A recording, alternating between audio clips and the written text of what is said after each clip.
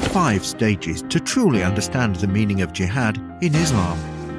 It is deemed incorrect to take just one verse from the Quran about jihad. Before you gather and understand all of the verses that are related to that topic and read them all together. Why is this? Because there are people who have heard the verse that states, "Fight and slay the pagans wherever ye find them," and the verse that says, "When ye meet the unbelievers in fight, smite at their necks." So they understand that they must kill any other non-Muslims who have disagreed or have even wronged them. However, the correct thing to do is to collect all the verses that regard the topic of jihad in order to come up with a useful sentence that is medially integrated without extremeness. Let us gather the verses of jihad and understand it accurately. The concept of jihad in Islam passes through 5 stages.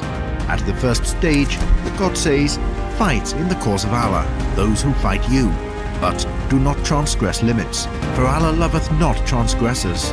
He placed a severe restriction on the fighting, which is the assault. Which means you should not assault except whom has assaulted you. So, if you initiated the kill, you have then become the assaulter, which results in God's enragement with you, and fighting in Islam is only as a response to assault.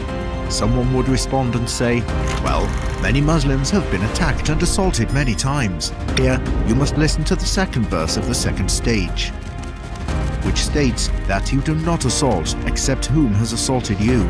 God the Almighty says, "If then anyone transgresses the prohibition against you, transgress ye likewise against him." The word then here refers to the assaulting person, and only them. So, if you killed an unarmed or innocent person, or someone who has nothing to do with this situation, their blood will be on your hands when the day of judgment arrives and God is infuriated with you. Say an assault has occurred, and we know who did it. Here comes the third stage then. If the assault has occurred, and you know who was responsible for it, we must consider the following verse. The Almighty God states, "O ye who believe, enter into Islam wholeheartedly." What does this mean? Seek to retrieve rights using peaceful methods first, because peace in Islam is the foundation and war is the exception. And the meaning of the verse, "Enter into Islam wholeheartedly," is to tackle all the doors of peace and close all the doors of conflict. The 4th stage of jihad in Islam.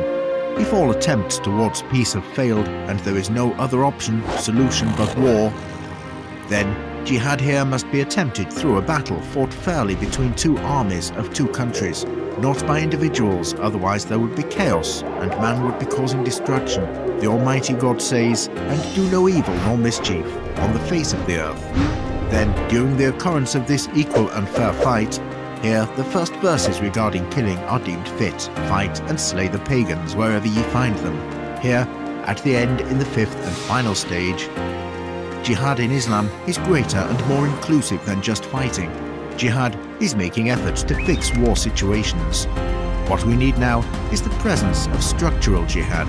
We need to build, develop and succeed in order to live a dignified life.